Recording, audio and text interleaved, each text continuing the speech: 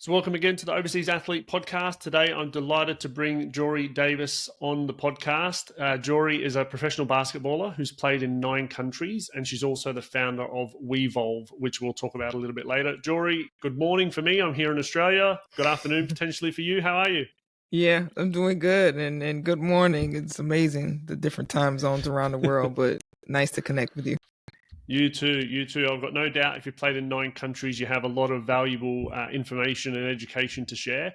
So I'll let you kick it off if you just want to let us know, who you are, where you're from, and how you became an overseas athlete. Yeah, so I'm Jori Davis, born and raised in New Orleans, Louisiana, the place of jazz music and good Creole food. So definitely check it out when you get a chance. I have been playing abroad for 13 years, 9 countries, as Chris told you all. And, kind of started my journey, truthfully, being kind of a world traveler, or let's say an expathlete, as you say. I went to high school, my freshman year of high school in London. My stepdad was on an international assignment. So my first taste of being international was in the UK. Went back to high school in Rochester, New York, graduated college from Indiana University, was drafted. And then, of course, like many of us, especially the women's players with lack of roster spots and opportunities and teams, we go abroad. And that's where my journey started. In Israel was the first country I played in. And I've been there ever since, enjoying it. And it was through my journeys and reflecting abroad which led me to go into the sport tech space and become an entrepreneur. Oh, fantastic. Now, I'll go back initially. So with women's basketball, obviously, when you think of basketball, you think of America, it's the biggest and best place for it. But are there very limited opportunities for females in the game over there? You mean in the States? Yeah, Correct. Yeah, I yeah. think obviously college is a unique um, element, a unique opportunity that maybe overseas in Europe and other countries abroad don't really have. So of course, Mm, early on, we do have a lot of opportunities, but then when we get to the pro level, it doesn't compare to abroad, where yeah. they have different levels that you can play pro and continue playing with, possibly make a little money. Um, so that's where the difference between both sides kind of shifts. But of course, the WNBA is trying to expand to have more teams. But outside of W, there is no G League. There is no semi-pro league, really. They have some that are emerging, but many of them are more recreational. You're not really Yeah. paid. And it's not really something that everyone can take seriously compared to the men.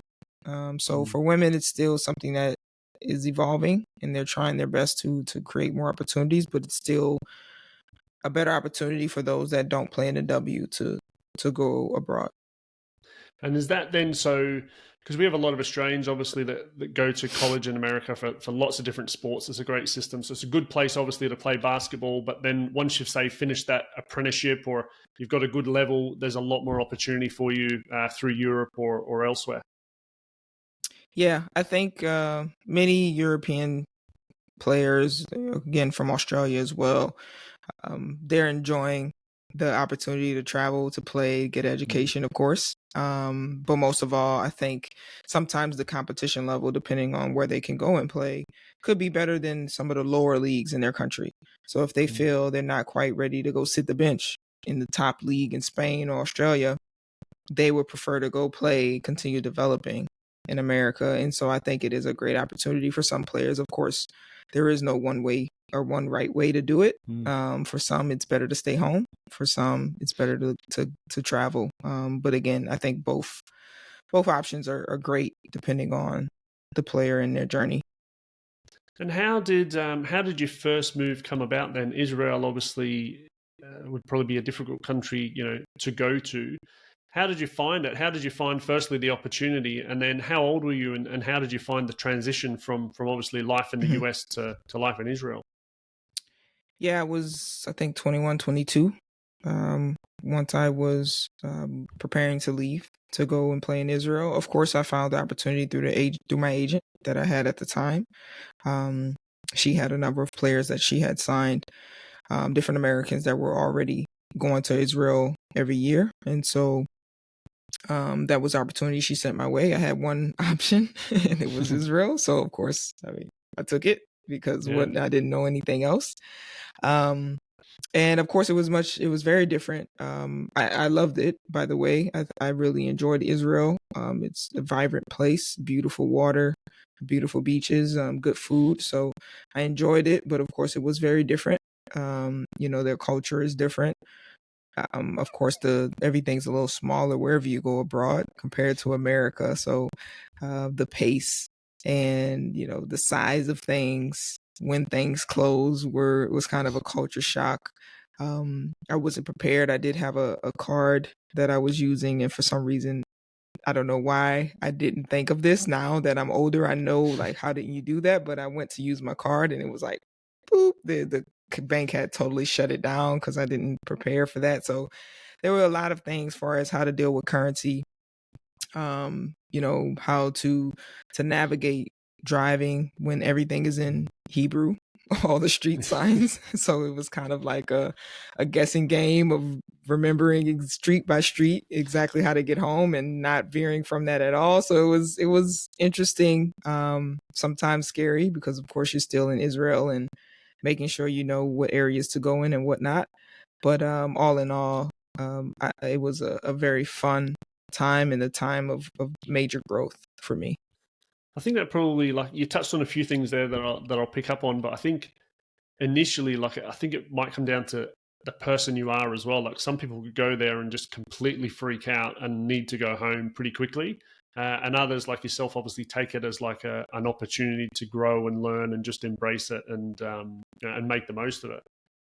Have you seen Yeah, both? Have you seen girls come over or travel overseas and leave within a couple of weeks or a month? yeah, I've seen girls book their own flight and leave without telling the team, just because they're like, I'm not doing this. I can't do this. I think it definitely is something, an individual needs to be open minded. They have to be prepared to understand that it is completely different than America, or wherever country they come from. Of course, going from one European country to another is a norm for most of the Europeans. But it is something that requires you to have a certain type of personality that you can find success and longevity abroad, especially for the American athletes. If you're not open minded and you already have these preconceived notions, it is very hard to adapt. Um, and so adaptability is key to be able to play this game and maintain a lifestyle abroad. And so I think that is a key. But I have seen players leave immediately. I've seen players deal with major depression, even though they stayed. They were just getting by, um, because they just were not happy. And so seeing different ways of how players have tried to cope with the homesickness, and really getting through the difference between America and playing abroad. Mm. No, definitely. You can see how it would be a huge shock to people that couldn't deal with it. When you mentioned earlier about you found it through your agent and you knew that she had sent other girls there, looking back now, and obviously, the business that you're in, was that important to know that? Because I guess unless you know the agent personally, you never know what you're getting into. But because she had a track record of sending girls to Israel, American, did that make you feel more confident and comfortable that that's where you were going? Yeah, I also knew a player that I was real good friends with who played at Illinois University, which is right down the road from IU, Indiana. So she had played a year before me, not in Israel, but she had already been overseas and she was headed there as well. And she knew a couple other players that were going to be heading to Israel, a couple other names I knew had signed. So it made me more comfortable that I knew other players that would be in the country. Um, if I didn't have that, I think that would have been a little bit more nerve wracking compared to just my agent sending people there. And so, and actually, I didn't really have a way of visually or like checking the stats of that agent to ensure she signed them. Of course, she told me she signed them, but how do I really know for a fact that she signed all these people? Because the lack of transparency on the side of agents isn't really there. Is really kind of in their hands of what they say. So I think for me, it was more so knowing some of the players that had already committed to signing to the country that made me feel comfortable.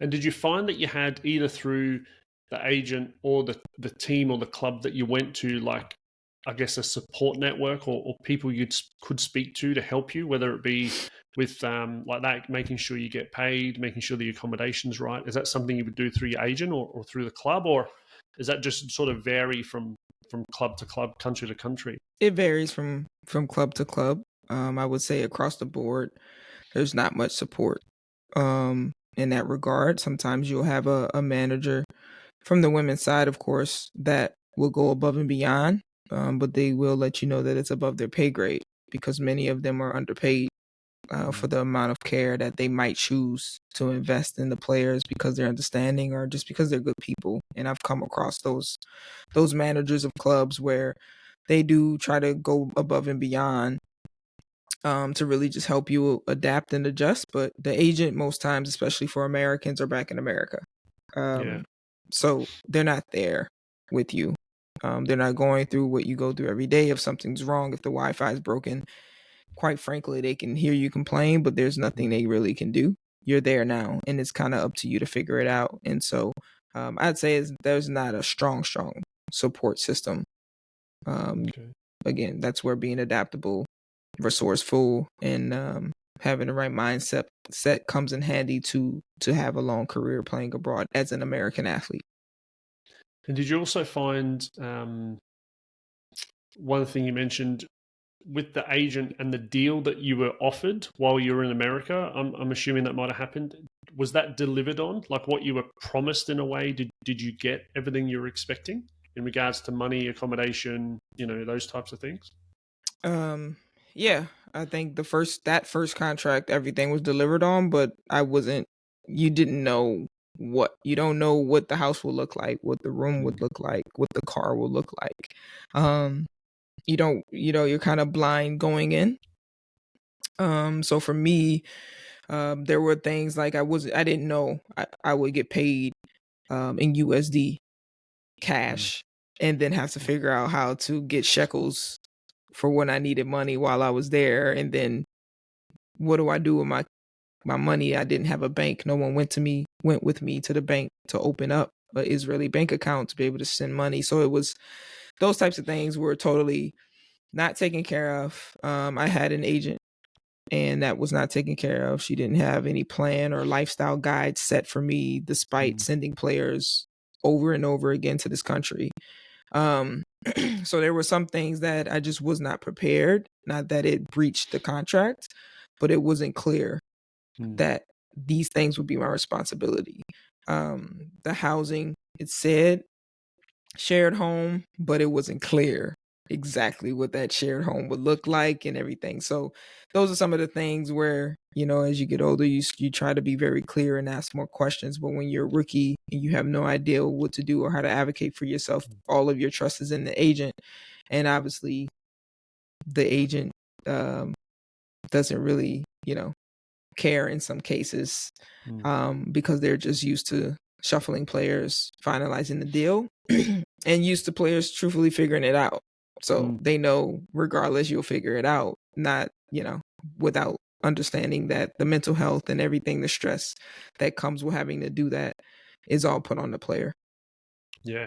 No, it's a good point. It's one of the major reasons why I do this podcast is to understand these things because, for the next 20, 21-year-old Jori Davis that wants to go overseas, it's like, all right, I need to think about these things because if an agent doesn't tell you, you need to find somewhere and ask questions. The banking's an important one. Obviously, we also have a lot of players that struggle with banking. And as you say, the first thing being just your American card, not letting your local bank know that you're going overseas, because if they see a transaction in a foreign country, they're more than likely going to put a stop on it, thinking it's some type of fraud. Yeah, I mean, money management is a big one, especially as you continue to play abroad, different countries, taxes. It is a lot to manage, and then of course ensuring that you add the right language in your contract to put as much pressure as possible on the club to ensure that they're paying you in the best form possible, and that you're not leaving it up for guessing, or when you get there, assume you can take care of it, because that's not the best way to move. You have to make sure that at least it's in the contract. So yeah, I think that's key. And of course, in having a good network, either through your agent or relying on your community to find people on the ground that you can trust to go with you if you have to do some of this alone, like open a bank account. Yeah. Sometimes it is better to have someone, even if the club manager is with you, because again, that manager works for the club. And if things and documents for the bank are in different languages, you really don't know what you're signing. So all of those things are for sure scary, but it's something you have to do. And again, improving upon your network and finding people in the community you can trust, whether you be in China, Japan, or Italy, that might be able to come with you during these key things when you're transitioning to living 8 months or 10 months in that country. That's huge. Yeah. Yeah, no, it's a really important point, and I can see what you mean there. With the club might try and help you set it up, but you still don't know if it's in your best interests. Whereas I guess having maybe another American player, or even you now, who has this experience, if a young American was to join you in one of these countries, at least you could show them, all right, this is what you need to do, this is where you need to go, this is how you set up your banking. Yeah, very, very key. For sure. Yeah. Awesome. No, that's some great information there. Thank you. So where to from there? How did you leave Israel and where did you go next? Yeah, so after Israel, actually, I finished top 10 scoring in the league. My agent at the time, it was getting late, and I made a big decision. I had wanted to go back into training camp for the W. She wasn't being very responsive, so I made a quick decision. I fired her at the time. Now knowing what I know, it was not a good timing of firing. Again, try to tell players when you want to make a decision of changing agents, you have to do it in a timely manner. And at that time, I didn't do it in a timely manner because by the time I could get a new agent, it didn't make sense because now that agent needed to start working for me. And in that regard, by the time I fired my old agent, it was not a good time. So actually, I ended up being home after being drafted, having a great senior year in Indiana, playing in Israel, finishing top 10 in a very strong league at that year. I ended up being home all the way until Christmas. I was actually working at a company called Paychecks and just training, waiting for my next gig. And that's when I changed agents and found someone to get me a job in Romania. So I went to Romania for the remainder of that season. And from there, of course, finished half a season and then went on to Switzerland to play. And that's where, I kind of kept moving along from there. Switzerland is Italy, went on to play in Spain, back to Italy, Greece. And I did a few summer leagues in New Zealand and then Puerto Rico. And then, of course, played in France and then Spain again. And so that's kind of how my journey evolved over time. It's amazing. That's so cool. It's really cool. And is that because the leagues, like the amount of time the leagues run, so you can maybe play for a couple of months in one country and then a new league will be starting in a different country, so you can sort of play all year round? Is that the sort of thinking behind it, or most of the year? Yeah, so now there are new leagues emerging like New Zealand, Puerto Rico, Mexico has a new league that's been around for I think 2 years now. This is its second year, maybe the third year. So usually by the time the European season is finishing, players will leave there and then go to Mexico or a New Zealand. The Puerto Rico league starts a little later, so you can go and play in that league. It's different leagues that are starting at different times. Australia has a league that goes on right now. It's not their most competitive league, but it's a league they have during the summertime for us in America, but it's winter for you all. And so, there's different opportunities now for players, especially women, to play all year round, or if they want to do short stints with a team, there are opportunities where you can play in certain cups. So like in Dubai in Africa, they have certain cups where you might go for a month or 2 months and then be done with your obligations with that team. Yeah. That's fantastic. It's great that there's so many opportunities now. And do you find that there's a level of pay now that what would be a rough sort of salary for a player going somewhere through Europe or say to Puerto Rico, Mexico for a month that they could earn potentially as a, maybe a rookie or even then as a more experienced player, still looking to make a living from the game? Yeah, I mean, it varies. Again, Very much it varies. And that's one of the issues, the lack of pay transparency, which causes this large gap between what players are paid. But and it depends on your nationality. So American or European or a local talent. Sometimes the local talent can be paid underpaid, or sometimes they're paid more if they are the most talented local talent. So your value is high. But you can get paid from 1,000 a month up to, the top players abroad can be making, 25K a month. For playing for a Fenerbahce or something like that. So again, it varies a lot from, again, 1K to 25K a month, obviously, per month. That's what you would get paid a month. So again, it definitely is a big gap.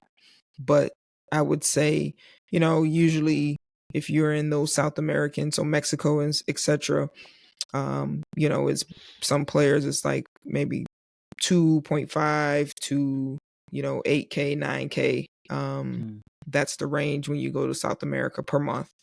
So again, it's a big gap. It varies, and no one really knows, truthfully, because there's no public space. It's not transparent. So everything is a guess. Everything is hearsay, and you're just not sure when to push and when not to push, because they can say they don't have that or they can't afford that, and you kind of have to choose if you want to wait it out or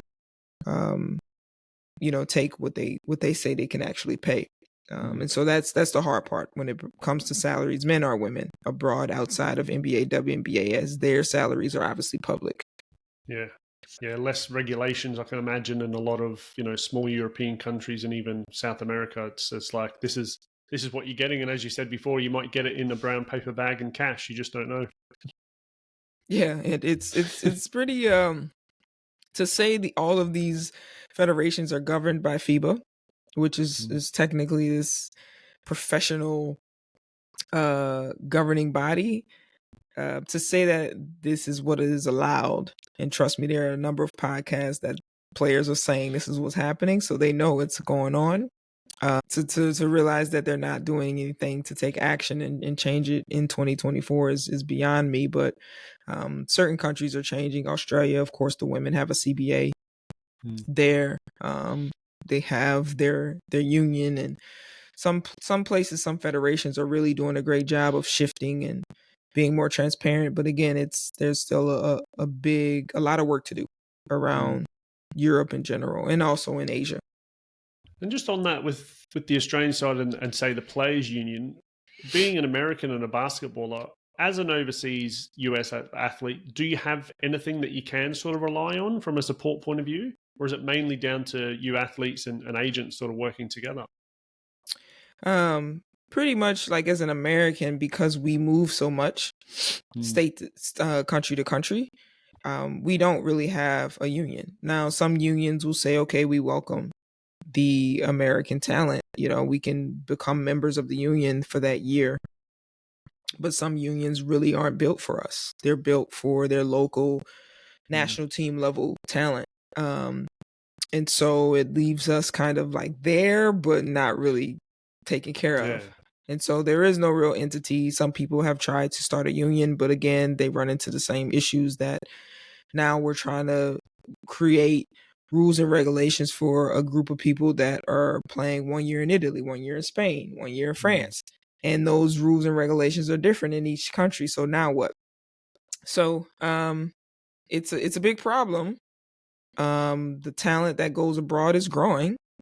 The same with talent that leaves from this side of the other side of the world and comes to America for college. So I think it's just a space that we need to just have more open-minded, innovative individuals and start to kind of shift the rules to match what is happening naturally with this borderless game that we have now. Yeah, no, it is very much so. I can see it, how it could be difficult, but I can imagine as well how nice it would be for you guys to to have a central body as such that can help you while you're moving around, even for little things like that, like banking or someone to check over your contracts, or just make sure that what you're asked for or what you're supposed to be getting is actually what you're getting. Yeah, definitely. And so through all of your experiences in like many different European countries, what did you find was like, what did you enjoy the most? Where were the best countries to play basketball? Where were the worst or the most challenging? And what were the biggest sort of challenges you faced? Yeah, I think the best part about being an international athlete is definitely the ability to live in different countries, and not just visit them. You're living there. I think there's another level of knowledge and education you gain by actually living there than just visiting for a Mm. week or so. Um, and so I'm really blessed, and I really appreciate that experience that I've had. Italy has been my best country. Yeah. Even though there are some wonderful countries. I mean, Valencia playing there was amazing. Greece and Athens, definitely very close. Really enjoyed Greece. So I've really enjoyed the Mediterranean countries that I've been able to play in. It was wonderful, and then New Zealand was magical. Just beautiful surfing and Raglan, the beach views and sunsets. So I've enjoyed it. I've enjoyed the food and the sunsets and the water. That's been great. Challenges, of course, or I think with everyone, the language barriers, being misunderstood by coaches. You have to learn how to be more patient because there's a language barrier. So my mannerisms, or they might assume I feel a way, and that's not how I felt. And due to lack of communication, they might make assumptions. I might make assumptions. So the challenge has always been communicating and ensuring that people get a chance to really know who I am. Being a African American woman, and there aren't that many of us just immersing themselves in the culture in Europe. Of course, many have to rely on what they see from TV, or maybe what they hear, and not really knowing that I am an individual and I'm different than everything you might see or hear in the media. And so I think that's always been, not a challenge. It's just something you have to get over, and take time to really overextend yourself to ensure people know who you are, Jori, not just my persona. And I have dreadlocks and the assumptions that come with those things. And maybe I'm aggressive on the court, but that's not who I am as a person. So I think that's always the challenge for anyone, any person of color, truthfully, when you go around Europe or around the world. It's having to get rid of those stigmas and really communicate and get to know people so they can also get to know you, and kind of throw away the stigmas or misconceptions that they might know about a group of people that you maybe fall under. And have you found, and I'm guessing, I'd assume not as much, but do you find that sometimes clubs you go to, they might have a translator that can sort of help bridge the gap, or is it just pure luck that someone is there that can speak, a couple of languages from place to place? Never had a translator. It's either the coach knows a little broken English or the manager knows English, but I've never been on a team where they had a dedicated translator. Never. Yeah. I know in Asia, I think a lot of them usually have a translator. I heard in Russia, some of the top teams have a translator, and possibly just because the languages are, different. And So different, yeah.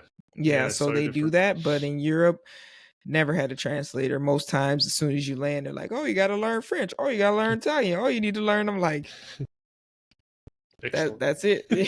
Like, it's like, oh yeah, I'll learn it in a week. It's like, no, that's impossible. And do you find then, so have you found yourself in all these different countries just picking up little bits of the language to just try and help you get by, like either just ordering breakfast or, being able to go to a coffee shop and just order something in that local language? Yeah, I mean, of course, you start to just how to say hi, bye, good morning, good night, how to order my coffee, my espresso, how to say some basic things that you might need for food. And you naturally can pick up on it. Some languages, of course, like Hebrew, was just difficult. I mean, that's like I can't even, my mouth won't even move correctly to say the word. I can't even get my tongue to move the way they move their tongue to let the words roll off their mouth. So some languages are just like hard, very hard, and you don't know where to begin. But of course, like in Israel, they also spoke English, many places. So for the most part in Tel Aviv, it wasn't an issue for me. But possibly in some places it could get a little bit more difficult, like Romania, or when you're initially going to France. French for me is a little more difficult than if we say it's Italian or Spanish. Yeah. And with all those different countries and moving around, you're obviously in the Eurozone for the most part, but how did you go with visas? Did you need to obtain your own visas to move around all these countries, or did your agent help with that, or does the club help with that? Usually once you sign the contract, then the club should send over, well, the club has to go to the federation to first, send you and make you a official player. And then that's when they would send over the documentation to allow you to get your visa. But then from there on the state side, I have to travel to the consulate, do all the paperwork, make the appointment, etc. Of course, my agent helps to some degree. Here's the website, you need to do this, or if I need the paperwork I have to fill out, you have to put like the president and their address and stuff. He'll like give me that stuff, but for the most part, it is something that you have to take care of. In some cases, there's issues with visas arising as the new rule, I think, has passed, where now it's more strict for U.S. citizens will need visas to go abroad. Some teams will have players come and they don't do the visa. And so I've known players to find out as they're leaving a team that they've been there illegally. And, you never know what can happen. So there's a lot of issues. Just recently, a player was in Turkey, I think, this season. And it found out she was there. She was actually going back to Turkey for a season. And they told her she couldn't come because they found out she was in Turkey illegally the past season and she didn't have a visa. So sometimes the agent doesn't even know. Most of the agents that are from the States, they don't know. They have partners that sometimes don't take care of those things. And so, yeah, there's a big gap between agents and all the other things that go on with our lifestyle, as far as visas, as far as places to go, money management, internationally, all the things that you need for your life. Maybe some guys get stipends to go and find their own apartments for their families. What real estate people are you using? Most times they use someone from the team. You don't know if they're overcharging you. So now you're just giving the money back to the team. It's a lot of things that are not transparent. And so the lifestyle management and management for our careers in general abroad is something that is lacking. And it's not something that the agents, truthfully, in my opinion, are helping with tremendously. Yeah. And there's probably a lot to take in, I guess, for an agent. They've got one role to do, and as much as they want to be across a lot of things, they can't be across everything. So you do need a very strong network, probably then, of people that deal, as you say, real estate, currency management, whether it's tax advice, legal advice for people to check your contracts. So having a very strong network would be very key. Definitely. Yeah. And we'll get on to your side of the business now, and what you founded with Wevolv. If you want to let us know a little bit about what it is, why you started it, and how it helps people. Yeah. So Wevolv, we are building a digital platform, an athlete management ecosystem that, in a sense, uses data, public data, community source data, to enable athletes to make better career decisions, compared to just simply relying on their agent or searching for answers on Google where they don't exist. We're now building the ecosystem where now we have a SaaS solution where we can bring in different stakeholders, bring in service providers, but also aggregate data and data from the community around contracts, team history, agent hiring history. And basically our goal is to use artificial intelligence mixed with that human intelligence in order to automate and streamline the process of helping players when it comes to decision-making around the contract, decision-making around who do they work with when they need tax help or financial help or mental health help, whatever it might be. But also eventually having a non-biased partner that they can rely on for the things that they might have gaps in for their career management and lifestyle management. And in a sense, that's what we're building the digital platform for. And that's why we're finding strategic partners that also want to help us to execute upon that seamless plan. And so that's that. I started it because, hey, we've been on this podcast hearing different things, struggles. That's why I started it, because it didn't exist.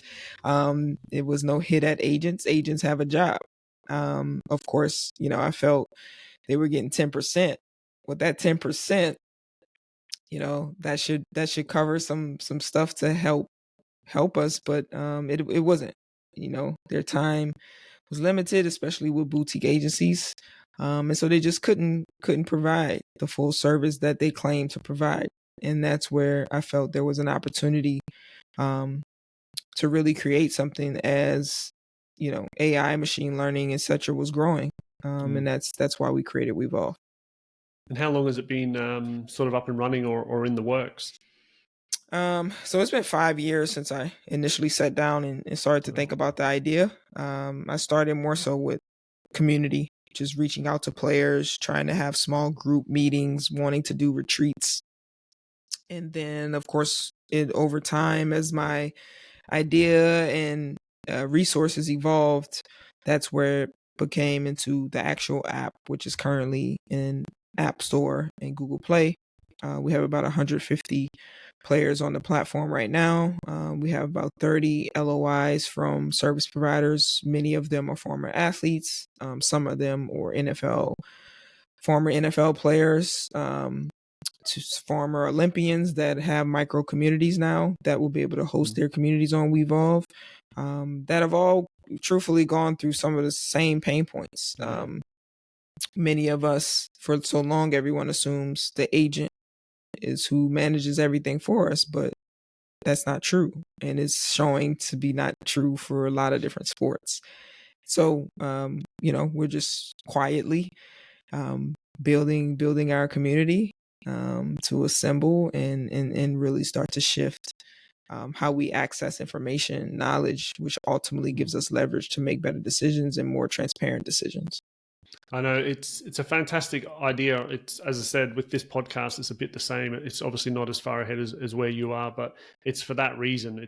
It's for the the next young Australian or young American that has to go to Romania or Israel with absolutely no idea what to expect. This is good because they just need to educate themselves. Simple things like the banking, how to manage your currency, what to do with your money, how do you get your rental. Yeah, it's just little sort of everyday things, but you don't think they're that important until you're stuck there and you go, wow, I wish I'd known more about this. So that's fantastic. Yeah, it's a lot though, and that's the beauty of having. That's why we say management ecosystem. We're not trying to build everything, but there's so many different parts that there are other people building and doing great things like yourself for the same reason we're doing it. And that's the key. How do we find those that really want to build to authentically help the athlete? Because it's not easy. And like, renting a car. Some players don't even know, hey, I need a credit card, I don't like, and then they go with a debit card and it's like, well, this is the fee if you use a debit card. And like, whoa, I can't afford to drop that much on a deposit. So it's like those little things. How do you get to that point? Yeah, you can't get a credit. I had an Australian who went to play in America, football it was, and he said he had no credit file, no credit history in America, so he had to pay cash for everything. So you end up paying more, and as you said, you can't even rent something and put a card down as a deposit or a security deposit because you can't get one. So, but no one's talking about it. It's so true, and it's even something you mentioned there, like, as a player, you train, 1 to 2 hours a day. Your game might be 2 hours on a Saturday. You've still got 16, 18 free hours per day that's off court and off field and out of the gym and out of rehab, so there's so much more that goes on than just playing, than just playing the game to help you settle in foreign countries. I mean, you're not, look. And even with travel, like as you mentioned, you're traveling a lot as well. Travel takes it out of you. It does. It takes a lot of energy out of you. It makes you tired. How do you sort of, from a playing point of view, is there anything you've found over the years of doing this that's helped you just manage like jet lag and fatigue and how you sort of stay on top of it? Yeah. Yeah, it's important. Someone, as I said, the girl that I spoke to yesterday, Australian basketballer, she was the same. She's like, she does hot yoga. That's her thing when she's overseas. Hot yoga. It just gets her centered. She gets her breath work right, and she feels that when that's in tune, her performances in training and on the court are also in tune. A map. I need to add those locations to the map for us. I'll definitely put you in touch with her for sure. And the whole Wevolv thing, and something you touched on in one of the comments you made, was that something that you're starting to build towards for obviously when you finish playing? Is that like just forward planning, and do you advise, even though you have to focus on your game and performance to keep winning contracts and getting paid, but having the money that you're earning sort of go towards something or save a little bit to put towards something for when you finish? Gives you more. Yeah, that's a good point, because as you said, you've been doing this for 5 years, but you're still playing. So it's fantastic to have it on the side. You can build it without the pressure of needing it to make money to pay bills every week, because you've got that covered. And also, yeah, the athlete sort of management of private equity deals and companies wanting to support athletes on this journey is getting bigger and bigger and bigger. We've got a few here I've seen recently in Australia where they're launching, and it's government backed, and there's a lot of investors on how to support athletes, especially, you know, like Olympians that don't earn good money, but are trying to make it to the Olympics, you know. So it's a big area. And with the networking side, obviously traveling around, you would have met lots of people, but do you also find social media is good for that? And do you find a particular platform that you've had a lot of success with? When it felt like jobs. Yeah. I've definitely seen a huge influx of, I think, athletes and a lot more people within sports in the last 12 months on LinkedIn. Like, I use it every day. I have done for about 2 years, but I have noticed just a big increase. It's just noticeable. I'm the same. We use TikTok, Instagram, Facebook, but that's just to post stuff so people know that you're alive, basically, and you're doing something. But all the business and all the sort of people that we get come through LinkedIn. You know, all of our clients, all of our guests, it's all sort of through LinkedIn. And so I have seen a big change in that, which is good, because it's a great platform. I really enjoy it. Yeah. No, fantastic. Well, Jori, I'll leave it there so you can get on with the rest of your day. I will put you in touch with the Hot Yoga Australian so that you can get in touch with her and find out. But no, thank you very much for your time today. Really, really invaluable stuff and great educational information. So I appreciate your time. Thank you. No, you're welcome.